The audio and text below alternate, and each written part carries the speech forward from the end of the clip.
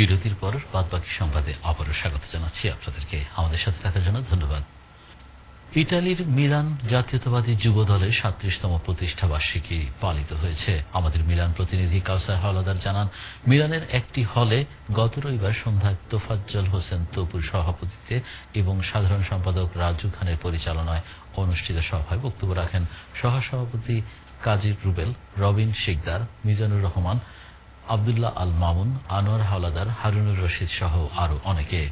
পরিশেষে উপস্থিত নেতা কর্মীরা একত্রে কেক কাটার মাধ্যমে প্রতিষ্ঠাবার্ষিকীর উদযাপন করেন।